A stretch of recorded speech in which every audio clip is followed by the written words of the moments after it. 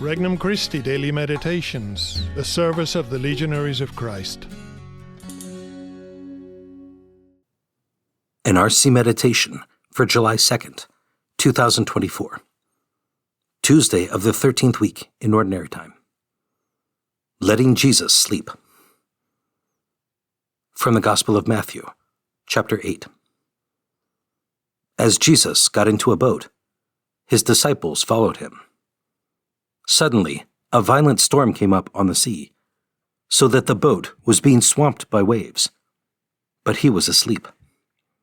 They came and woke him, saying, "Lord, save us! We are perishing."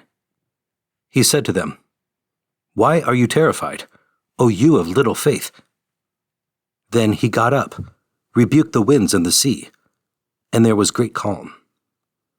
The men were amazed and said, "What sort of man is this, whom even the winds and the sea obey?" Introductory Prayer.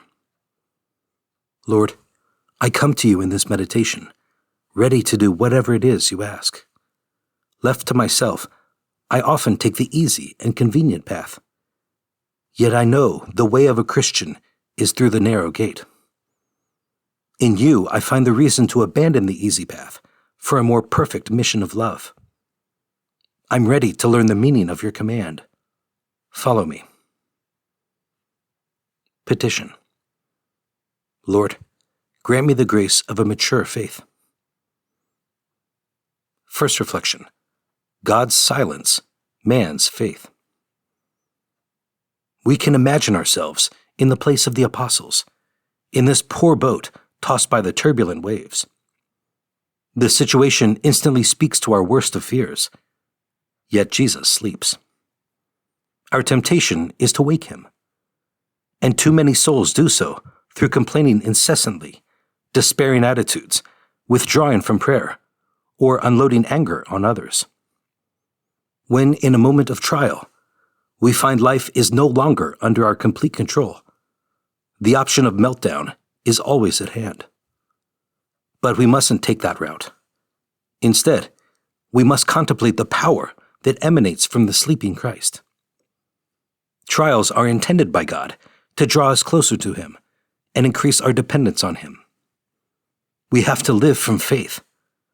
Otherwise, all that reigns is fear, insecurity, and bitterness. The silence of Christ is powerful. To pass over its meaning lightly is to abandon some of the deepest lessons of Christ's heart. The silence of Christ must teach us. Second reflection. The silence of Christ speaks to our faith. What is Christ's sleep like? As a young mother, Mary watched Jesus sleep many times.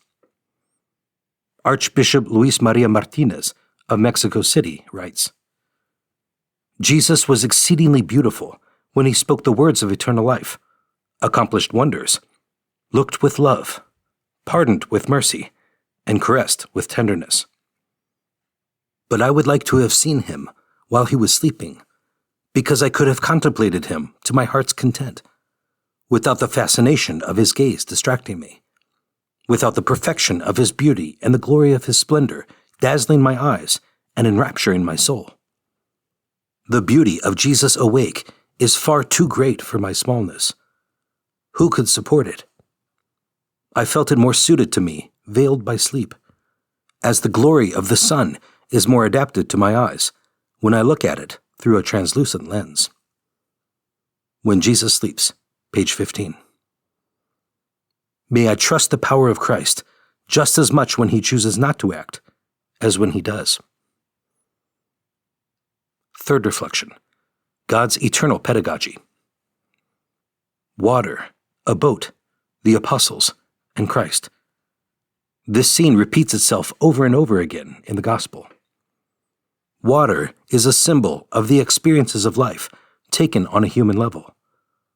The boat is the experience of faith on a supernatural level. It is our life with Christ. Christ's message is that we can never let our experiences of life overwhelm our experience of faith. We have to live not from the surface level of impressions of the moment, but from the deep channel of faith that reveals the action of God, the wisdom of His providence, and the ultimate destiny of eternity. Faith is what reveals Christ's presence in our boat.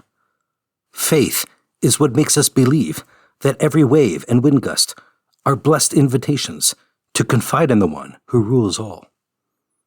Faith is what permits God to console our hearts, calm our fears, and preserve our joy in the midst of problems and difficulties that may take months or years to run their course. Conversation with Christ.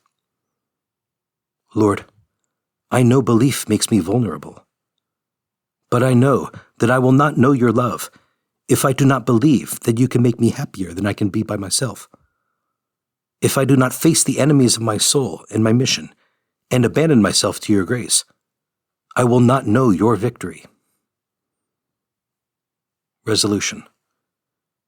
Today I will take a problem and, with complete trust and confidence in Him, leave it totally in God's hands. For more resources, visit regnumchristi.org or download the Regnum Christi English app today.